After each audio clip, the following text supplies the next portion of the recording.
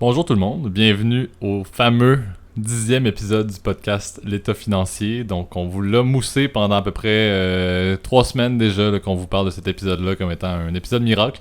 Donc c'est aujourd'hui qu'on vous le fait. Je vous présente comme d'habitude mon collègue habituel Gabriel. Salut tout le monde, salut à tous, bonne semaine pour commencer. On est en présence d'un invité un peu spécial, en fait c'est plus très spécial. C'est notre cher Thomas qui est de retour pour la 3e fois.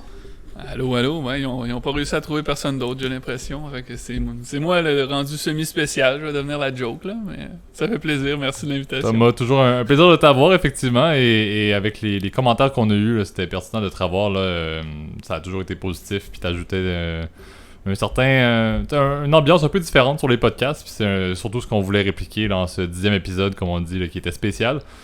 Pour vous introduire ça de manière relativement simple, là, on met de côté pour la première fois nos 2 segments classiques. Là. Donc pas de au son de la cloche et pas de dans vos poches aujourd'hui.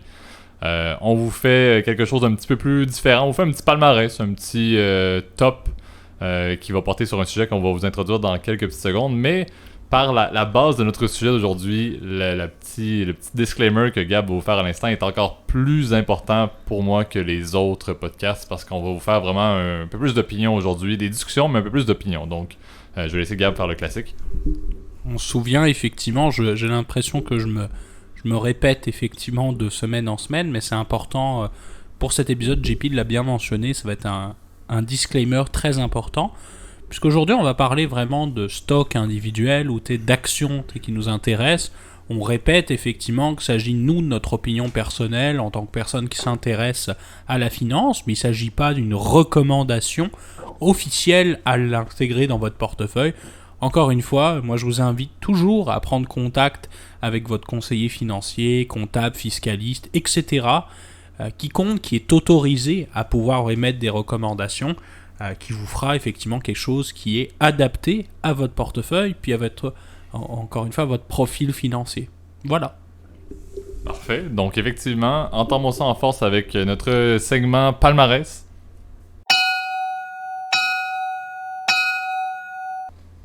Parfait. Donc, je vais entamer tout de suite en nommant... En fait, ce qu'on va vous faire là, pour faire ça simple, on a ciblé 5 à 6 industries avec certaines compagnies dans chacune des industries qu'on estime, là, qui sont un petit peu proches dans notre cœur, mais qui on estime vont être quand même assez intéressantes sur le long terme dans les années à venir. Je vais entamer avec la première parce que c'est un point que Thomas et moi on voulait parler. Donc la première industrie qu'on veut cibler, l'industrie de l'eau. Je vais laisser Thomas parler d'un quelque chose... On vous dit tout de suite, là, on ne veut pas vous parler de Apple, Microsoft, etc. Là. On veut aller un petit peu dans des industries que vous ne connaissez pas, qu'on entend moins parler. Puis c'est un petit peu, tu sais, Thomas est probablement le maître de l'alternatif là, et donc il va pouvoir donner des trucs un peu plus concrets qu'on n'entend pas parler fréquemment et que même nous on aime entendre Thomas parler de ce genre d'industrie là, de ce genre de compagnie là. Donc Thomas, je te laisse parler peut-être un petit peu de l'industrie de l'eau là, pour avancer. Tu m'aides pas mal, le maître de l'alternative, je sais pas, je vais faire ce que je peux pour parler de quelques trucs moins connus. Puis quand on dit justement investissement alternatif, c'est pas des compagnies, c'est des industries un peu méconnues, c'est des choses qui sont moins accessibles. Puis JP l'a bien mentionné, là, une qu'on veut parler, c'est l'eau potable. En fait, parce que l'eau, ça va devenir de plus en plus un défi pour l'humain. Là, ça va devenir en fait une forme de commodité. Et ça va devenir de plus en plus compliqué à l'avoir. Il y a déjà des gros problèmes dans certains endroits. Entre autres, un des beaux exemples en ce moment, puis c'est en lien avec l'industrie que je veux parler, c'est les problèmes d'approvisionnement d'eau en Californie, qui est un État des États-Unis où ils ont énormément de misère et où les réserves d'eau, en fait, juste pour donner un peu de contexte, ça vient des Rocheuses du Colorado. Puis ils ont fait un lac artificiel, puis le lac, on voit le niveau de l'eau baisser là, à l'œil pour y être allé moi-même. C'est assez impressionnant. Et ça peut faire assez peur. Et une façon, en fait, tu sais, c'est impossible pour nous, mettons, de dire on va acheter on va pas se mettre à acheter des litres d'eau potable puis garder ça en espérant les vendre. Bonne chance. Donc le défi, c'est toujours comment est-ce qu'on fait pour essayer de tirer de l'argent parce que la valeur de l'eau va clairement augmenter dans le futur. Mais comment est-ce qu'on fait pour investir là-dedans? Et une des façons de faire, c'est d'investir dans des fermes d'amandes puis là, ça peut être surprenant, où ce que l'eau a rapport, mais c'est que ça prend des litres et des litres d'eau pour faire une amande. Et les amandes viennent principalement de la Californie. Très très haut pourcentage des amandes consommées dans le monde qui viennent de la Californie, pays où ils ont de la misère à avoir de l'eau. Donc on voit beaucoup de grosses institutions faire des gros investissements dans les fermes d'amandes là-bas, des fermes qui ont accès à une source d'eau près d'eux. Leur pari est que ces fermes-là vont survivre en fait, alors que d'autres fermes d'amandes qui n'ont pas accès aussi facilement à de l'eau, eux ne survivront pas, donc moins d'amandes, des amandes plus chères et il y a de l'argent à faire. Donc ça, c'est un peu l'industrie méconnue. Et c'est curieux, j'ai vu ça il y a plusieurs années, puis c'est le genre de choses que tu dis, ben c'est fou, hein, de te dire effectivement que pour investir dans l'eau, un tracker, donc un truc qui peut répliquer, c'est ce délicieux... Est-ce que c'est un fruit d'ailleurs? Oui, en fait c'est un fruit, les amandes. Et oui, les grosses institutions font de plus en plus d'investissements là-dedans, donc c'est vraiment comme en train de se concrétiser. Donc on peut là-dessus théoriser que d'autres aliments qui prennent énormément d'eau, comme l'avocat, va peut-être avoir on peut s'attendre à des montées du prix des avocats, puis c'est le ce coton, genre de choses. Je pense aussi qui est qui est une plante aussi qui demande beaucoup d'eau. Là, je sais que par exemple la mer d'Aral c'est un peu triste là, mais a disparu à cause de l'exploitation en fait du coton en Asie centrale. Là, puisque c'est puis pour continuer, c'est sûr, t'es dans plus le sujet de l'eau, ce qui est un peu horrible, c'est ça. Si vous allez par exemple c'est le fleuve Colorado en l'occurrence, à l'embouchure en fait du fleuve, il n'y a plus d'eau en fait. Donc au Mexique, les pauvres habitants du Mexique, ils ont malheureusement plus accès à l'eau potable du Colorado. C'est exactement ça qu'on me disait quand j'ai fait un tour de bateau sur le lac Powell, qui est le lac artificiel. Le lac est plein d'eau, tout ça s'en va en Californie, puis on me disait quand c'est rendu au Mexique, c'est un petit ruisseau de rien du tout, puis ça sèche. Exact. Donc, c'était le premier point que Thomas voulait soulever. L'industrie de l'eau est une industrie critique. Puis on veut pas nécessairement parler de juste la revente de l'eau en mode classique, là, de prendre de l'eau potable, la mettre en bouteille. Puis c'est une industrie qui existe et qui est très profitable. Moi, je voulais ajouter un autre point dans cette industrie-là là, qu'on estime va être à suivre dans les années à venir. C'était certaines compagnies, puis il y a une compagnie, c'est privé, là, donc il n'y a pas d'investissement possible présentement, ce n'est pas public. Là. Mais cette compagnie-là, en fait, ce qu'elle va faire, et son nom pour la citer, est Zero Mass Water. Je la nomme, encore une fois, pour un des grands loups de ce monde qu'on a déjà parlé, qui est Bill Gates, qui a fait un investissement au niveau privé dans cette compagnie-là. Et en gros, ce qu'ils font, c'est qu'à l'aide d'une technique liée à l'énergie solaire, et également en Californie et en Arizona, vont également réussir à faire récupérer de l'eau, profiter de l'humidité. Et oui, l'humidité en Arizona et en Californie. Donc on s'entend que ce n'est pas la place et ils sont capables de réussir avec un lien avec l'énergie solaire à transformer l'humidité en eau. Et donc, d'une certaine manière, à cibler à ce que l'eau devienne une énergie renouvelable. Et donc, ils puissent toujours, à l'aide de l'humidité qui est permanente, on s'entend, créer de l'eau, pouvoir la récupérer et pouvoir l'utiliser pour des fins commerciales. On parlait des amandes, on parlait des avocats, etc. Mais également pour des fins personnelles dans des pays qui en ont plus besoin que le Canada, par exemple, qui a des ressources d'eau assez abondantes.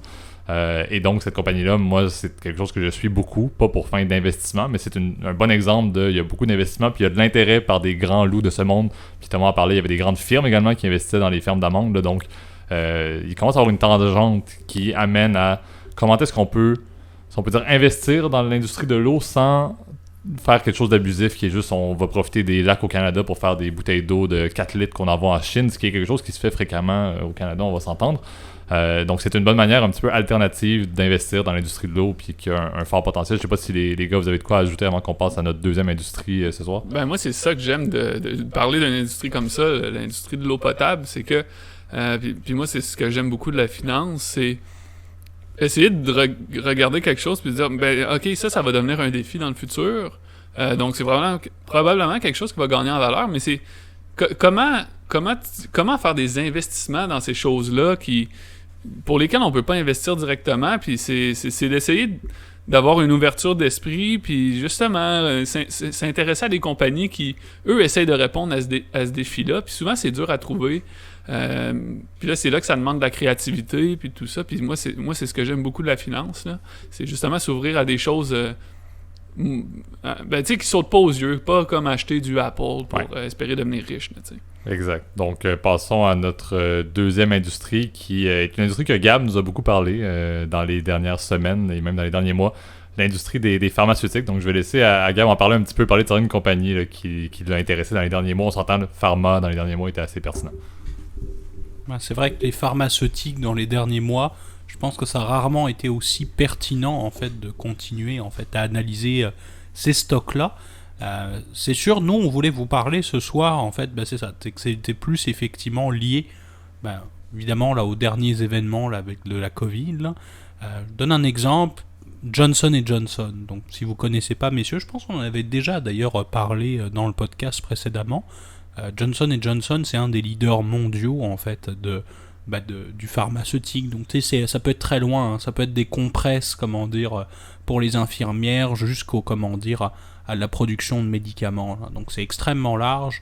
C'est des compagnies qui sont juste par contre focusées sur le secteur de la santé de façon plus générale, mais passionnant comme industrie. Puis se dire que par exemple en ce moment ils sont en train de développer le fameux vaccin avec, je pense c'est Moderna si je me souviens bien, et que c'est eux qui ont une avance la plus avancée, avec les milliards qui ont été mis par les gouvernements depuis le début de la pandémie.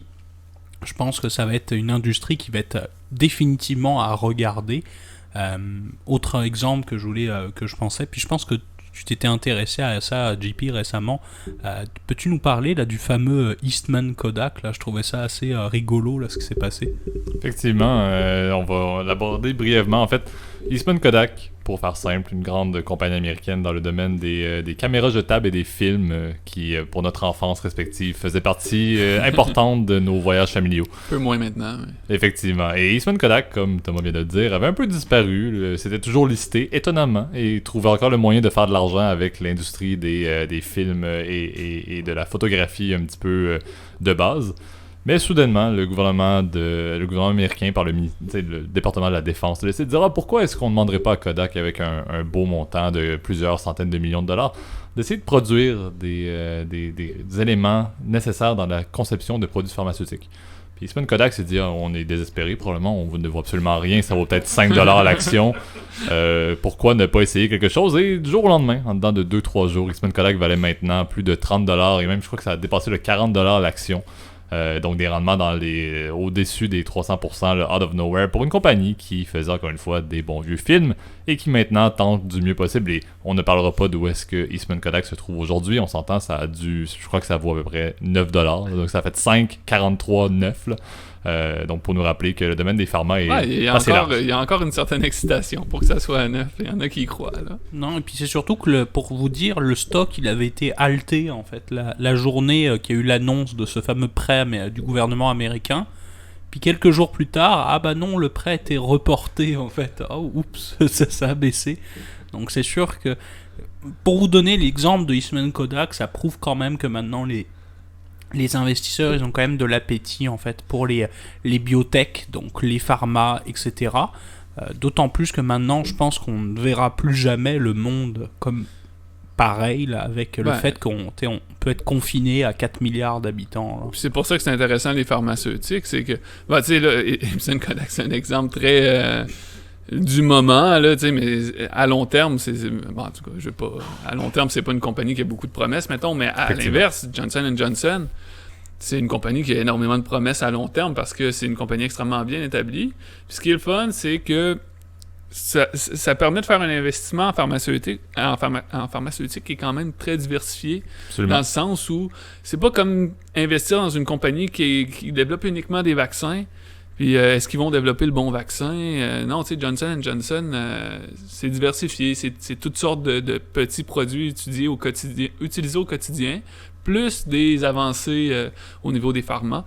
Donc c'est pour ça que c'est une belle compagnie intéressante dans une industrie qui risque de gagner de plus en plus en importance, surtout qu'on parle, ça va être dramatique, que des pandémies comme on voit là, on va peut-être en voir de plus en plus avec les changements qui se passent en ce moment sur la planète. Là. Effectivement, puis que peu importe ce qui se passe effectivement avec le virus, je crois que les normes sanitaires qui ont été mises en place, ça va être dur, ça va pas revenir en arrière. Là. Est-ce qu'on va continuer à se laver les mains autant, même dans 5 ans, s'il n'y a plus de virus qui se transmet?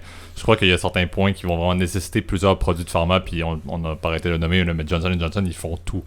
Et littéralement, je ne crois que ça ne changera pas dans les années à venir, peu importe ce qui va se passer. Puis comme Thomas l'a dit, là, les pandémies pourront prendre 5 d'ici les 50 prochaines années. On va espérer que non, mais... Effectivement. Donc, passons maintenant à notre troisième industrie là, qu'on estime pourrait avoir de belles percées dans le futur, qui est l'industrie de l'infrastructure. Industrie passionnante, hein. C'est sûr que c'était moi qui avais eu l'idée plus, c'est pas pour voler la vedette là, mais c'est moi qui avais eu l'idée plus de ce segment-là. L'infrastructure. L'infrastructure, c'est très large, on n'en a pas parlé là, mais ça devient un peu le nouveau dada de la finance. Là. Donc c'est de plus en plus de grands fonds d'investissement ou de grands fonds souverains, de fonds de pension, etc. investissent dans l'infrastructure. Puis par infrastructure, on entend en fait tout ce qui est entre guillemets tangible en fait, on appelle ça aussi des actifs réels. Donc c'est vraiment le meilleur exemple de visualiser de l'infrastructure, c'est une autoroute payante. Ça c'est un bon exemple. Vous voyez qu'effectivement il y a un développement d'un chantier qui est colossal, qui demande beaucoup d'argent, qui est très illiquide, parce que vous pouvez pas vendre une autoroute comme ça, là, je veux dire, vous pouvez pas en construire une non plus comme ça. Puis le revenu, c'est des projets qui sont sur du très long terme, donc souvent 20, 30, 40, 50. Je sais que parfois les concessions pour les autoroutes, c'est souvent sur une cinquantaine d'années. Là, c'est extrêmement... puis je sais que nous, en tout cas au Québec, puis en Amérique du Nord, l'infrastructure se développe de plus en plus. C'est vrai que peut-être pour nos auditeurs français, le concept d'autoroute payant est quelque chose de très acquis, mais c'est quelque chose qui est assez récent. Il y a autre chose. Les autoroutes payantes, c'est un exemple, mais là-dedans, les aéroports en font partie. Absolument. Les centres commerciaux. Ça peut être très large, l'infrastructure, il y a beaucoup de choses. Le problème, c'est que c'est presque impossible pour une personne comme vous et moi d'investir dans ces choses-là. C'est impossible, oui. Nous, au Québec, on a la chance d'avoir de l'argent investi en infrastructure via... nous, dans le fond, si vous êtes Québécois, vous le savez, sur chaque paye, on a une partie qui part au RRQ, Régime des rentes du Québec. Ça, c'est investi par un fonds souverain qui est tellement gros qu'il peut se permettre toutes les sortes d'investissements possibles dans le monde. Entre autres, ils sont beaucoup dans les aéroports, les autoroutes, etc. Dans l'immobilier aussi, dans l'immobilier, entre guillemets, commercial, dont par exemple les centres commerciaux aussi, ils en sont beaucoup. Donc nous, les Québécois, on a la chance d'avoir des investissements là-dedans sans trop s'en rendre compte. Par contre, c'est ça. Le défi, c'est comment on fait pour investir là-dedans quand on n'est pas un gigantesque fonds d'investissement. Ben là, c'est passionnant. Puis c'est vrai que maintenant, l'infrastructure, c'est ça. On a parlé d'autoroutes, mais moi, souvent, je passe aussi au parking public aussi. Oui. Je pense aussi au métro privé. Moi, je sais qu'au Québec, là, on a un nouveau métro qui est en cours de construction, là, qui est le REM, Réseau électrique métropolitain de Montréal, en l'occurrence, puis qui est financé effectivement par un fonds en infrastructure, en l'occurrence la Caisse de dépôt et de placement du Québec. Et c'est vrai que c'est vraiment passionnant de se dire que maintenant, en fait, même, entre guillemets, tout le monde investit indirectement, en fait, dans des trucs qui sont assez gigantesques. Là. Je sais que, par exemple, il y a énormément maintenant de projets en infrastructure, etc. Puis c'est... Comme je vous dis, c'est tellement large qu'on pourrait pas... Il nous faudrait une vidéo complète pour tout définir c'est quoi. C'est un domaine qui a beaucoup bougé aussi depuis la crise. Là, dans le fond, tout ce qui est centres commerciaux, ça a chuté énormément. Immeubles à bureaux dans les centres-villes.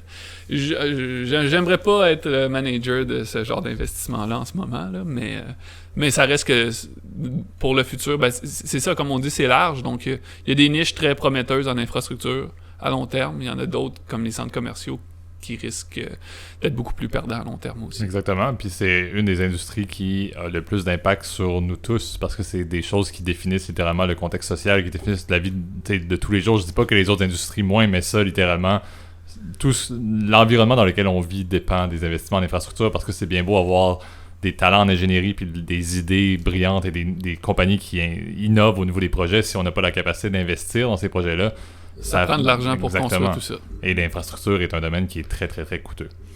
Donc, passons maintenant à la quatrième industrie qui, je dois dire, est probablement ma préférée.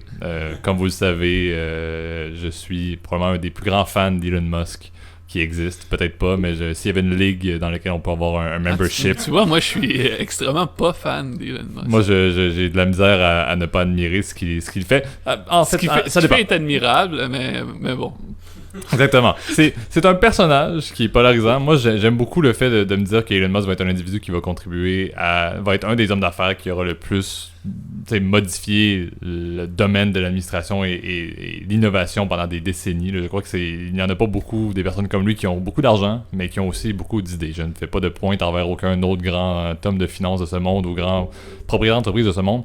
Mais je trouve qu'il y a beaucoup de très bonnes idées et beaucoup d'investissements, dont dans le magnifique domaine de l'espace, qui est, je crois, un peu l'inconnu, mais un des domaines les plus intéressants pour le futur. Encore une fois, comme on l'a dit, on ne veut pas cibler des compagnies publiques où c'est très privé, on s'entend, je ne peux pas investir dans une compagnie qui va dans l'espace présentement, mais tout ce qui est l'exploration, tout ce qui est la colonisation de la Lune ou de nouvelles planètes, et tout ce qui touche également le domaine des satellites pour des compagnies privées, pour des gouvernements, le domaine de la mise en place d'un réseau Internet dans l'espace. Je trouve que c'est quelque chose qui, on dirait, c'est une industrie, on dirait que c'est l'équivalent de toutes les industries sur Terre qui est ouvert présentement dans l'espace.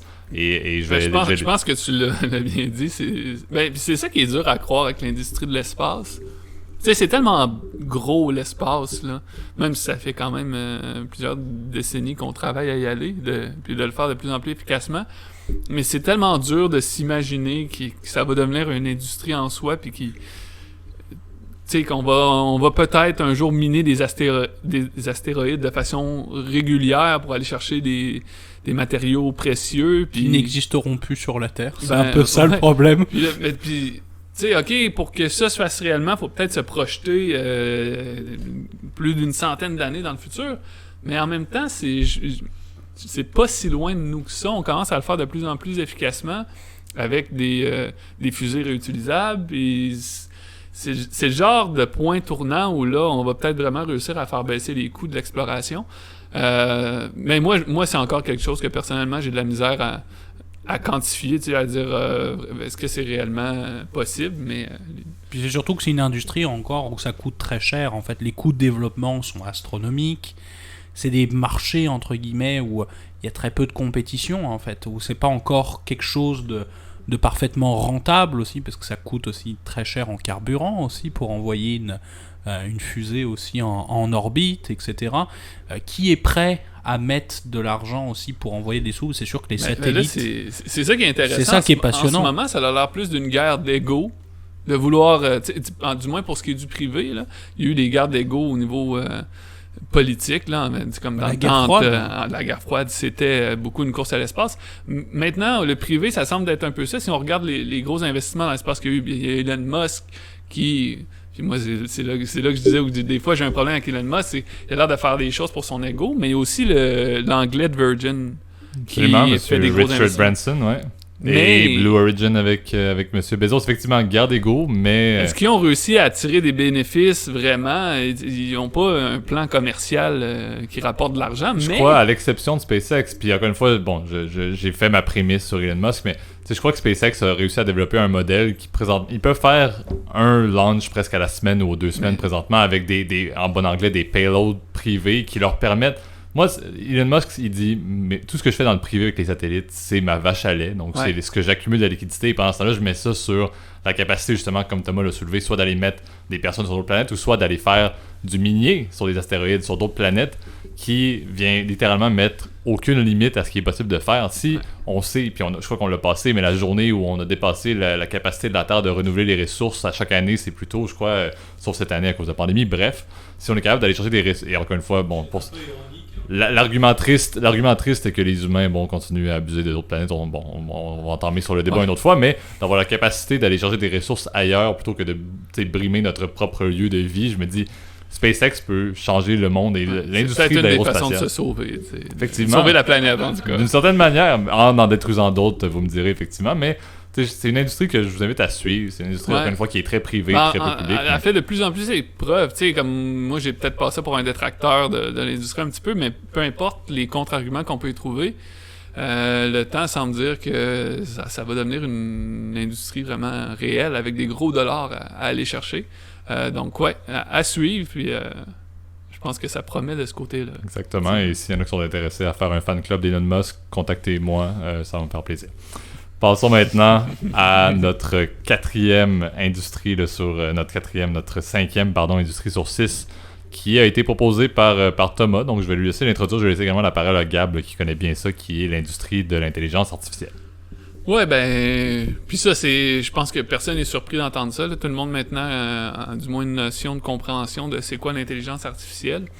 Mais ça reste que c'est en train de vraiment changer toutes nos façons de développer les technologies. Ça commence à être un petit peu partout.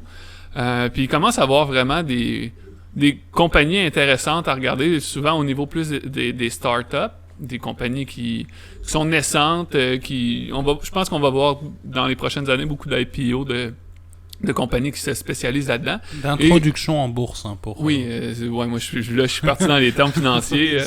Merci de me corriger un petit peu, là, Gabriel. Mais oui, je pense qu'on va voir beaucoup de compagnies comme ça sortir. Puis des gros... c'est déjà le cas, là, mais des gros investissements venant des gros joueurs, Amazon, Facebook.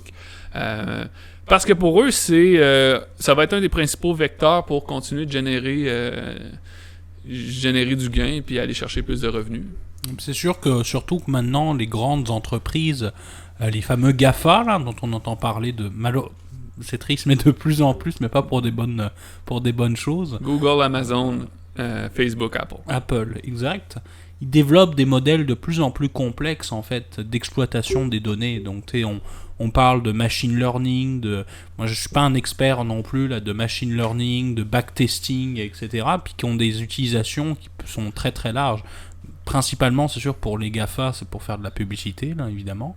Mais ouais, puis juste pour mettre en contexte, là, parce que c'est des termes bien compliqués, mais tu sais, on peut ne plus y croire. Là. Pour moi, travailler un peu dans le domaine, là, parce que je suis plus en ingénierie financière, ça devient la base là, pour nous. Ça va devenir notre bread and butter, comme on dit, là, notre pain et notre beurre. Ça fait partie courante de nos vies. Là, donc, c'est ça, puis de te dire qu'effectivement... Facebook est capable de te faire des sondages qui sont plus précis que pour des élections, par exemple pour les élections, on l'a appris à nos dépens avec le fameux scandale de Cambridge Analytica là, durant la campagne de 2016 américaine là, qui a donné gagnant le truculent Donald Trump. Mais comment dire, c'est ça qui est assez hallucinant en fait avec maintenant des industries comme Facebook, mais c'est aussi le cas par exemple pour Amazon qui sont capables d'avoir des modèles de plus en plus poussés en fait pour pouvoir prédire en fait ce que vous êtes capable puisque vous voulez acheter. Le meilleur exemple moi, que je peux donner, c'est Amazon avec les fameuses recommandations. Il dit genre par exemple tu sais que tu peux avoir le combo je sais pas moi, deux paquets par exemple de rasoirs, mais je t'offre la petite crème qui va avec, tu vois. Il sait exactement ce que je recherche aussi quand je fais des commandes en fait par Amazon. Et puis c'est ça l'intelligence artificielle, c'est d'exploiter des données puis être capable effectivement de donner de nouvelles données, en fait être capable qu'il y ait une intelligence robotique qui est capable de comprendre puis d'exécuter ce que vous lui demandez. Exact. Et puis ce qu'il faut pas oublier aussi, c'est que, puis je crois que vous l'avez mentionné un peu, là, mais toutes les industries sont basées sur l'intelligence artificielle. Ça prend de l'évolution dans cette industrie-là pour que toutes les compagnies puissent évoluer et les investissements sont faciles à obtenir dans l'intelligence artificielle. On s'entend, là, je dis ça, puis c'est un acquis, là, on s'entend. Il y a de l'argent qui est très bien investi dans l'intelligence artificielle, mais tout le monde est impliqué. On travaille tous dans le domaine financier. On s'entend que la base du domaine bancaire, ça va être la sécurité de l'information, la protection des données. Tout passe par le fait qu'on doit toujours être capable d'évoluer de plus en plus dans le domaine de l'intelligence artificielle. On effleure, avec ma mention à l'instant, des crypto-monnaies. Un peu la même chose aussi. Ça prend de la réflexion, ça prend des idées pour faire évoluer tout un système qui est basé justement sur l'intelligence artificielle et sur les technologies, les nouvelles technologies. Donc, je ne sais pas si vous avez d'autres points à rajouter sur notre avant-dernière industrie. On peut passer, c'est bien résumé, mais c'est vraiment ça. C'est tellement partout. Toutes les compagnies en ont besoin. Du moment que tu essaies de vendre un produit à quelqu'un, Si tu veux vendre un soulier, la compagnie qui vous vend les souliers, mais elle veut savoir pouvoir vous proposer le prochain soulier que vous allez vouloir. Puis pour ça, ça prend de l'intelligence artificielle pour traiter des données. Fait que ça passe des souliers à l'épicerie, c'est n'importe quoi. Du moment que tu veux vendre un produit, tu veux résoudre l'équation, c'est quoi le prochain produit que je peux conseiller puis que la personne va vraiment vouloir. Exactement. Donc, passons maintenant à notre dernière industrie de notre fameux épisode spécial du 10e épisode du podcast État financier, qui est sur l'industrie de l'agriculture, amorcée par Gab, qui est un grand fan d'une compagnie particulière là, qui va être haï par plusieurs de nos écouteurs nord-américains. Bon, ça devient éthique. Oh mon Dieu. Monsanto. on va y aller direct. Attends. Non, mais Monsanto fait partie maintenant du groupe géant allemand Bayer, là, depuis, je pense que ça fait 2 ans et demi maintenant qu'ils sont fusionnés. Mais moi, je voulais revenir, en fait, plus sur le business de l'agricole. Tu sais, on l'oublie, mais de plus en plus, on a parlé de l'enjeu de l'eau. L'enjeu de l'agriculture devient extrêmement, extrêmement critique dans le monde. Quand on voit qu'on a des milliardaires chinois qui achètent par exemple des terres partout dans le monde en fait pour pouvoir nourrir leur population, c'est aujourd'hui là, c'est pas dans demain là, c'est toujours le cas. Alors on voit effectivement l'agriculture, l'exemple de Monsanto, c'est que c'est vrai que Monsanto ils font principalement des produits en fait. Par exemple on connaît bien sûr le fameux Roundup là qui est extrêmement critiqué, mais en même temps extrêmement efficace. Mais tu sais, Monsanto, c'est aussi beaucoup, mais principalement maintenant, je pense, des cultures modifiées. Ouais, de l'OGM. Ils sont beaucoup en Afrique, parce qu'en Afrique, c'est déjà un problème majeur. Réussir à faire pousser quelque chose, ça dépend toujours des régions, là, mais il y a beaucoup de pays où c'est hyper compliqué de faire pousser quelque chose. Fait que Monsanto essaye de répondre à ce problème-là, puis là, où que ça devient éthique, c'est est-ce que Monsanto est en train de faire ses tests en Afrique pour être plus performant par après chez nous.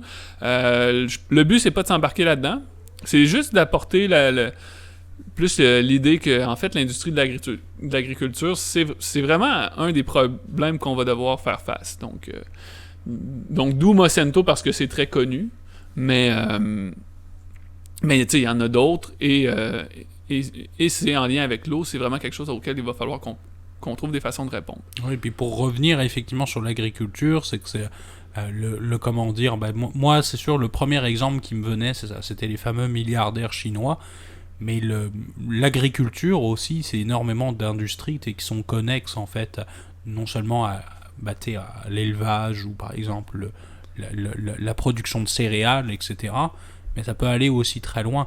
Moi, je pense particulièrement à un ami qui se reconnaîtra, d'ailleurs quand il écoutera le podcast, on s'intéressait beaucoup aux terres à bois, en fait, qui sont pareil. Donc, vous achetez des terres, en fait, pour faire de l'exploitation, en fait, de bois, en fait. Donc, c'est pas de l'agriculture, c'est de la sylviculture, exactement. Mais je connais le terme, là. Mais je suis impressionné. Mais c'est ça, comment dire, c'est extrêmement intéressant. Puis c'est des industries qui sont, même aujourd'hui, qui offrent des rendements extrêmement intéressants au vu du niveau de risque qui est assez faible. Alors c'est sûr, vous n'allez pas vous improviser sylviculteur du jour au lendemain. Ça vous prend... Mais pourquoi? Parce que c'est plus dur d'avoir des ressources pour faire le papier ou puis les produits dérivés du bois? Ou... Non, c'est pour le bois, en fait, ce qui est complexe, c'est la gestion, en fait, d'un parc de bois. C'est non seulement, évidemment, vous poussez pas un arbre en quelques minutes, là, ça prend du temps, c'est des investissements de long terme.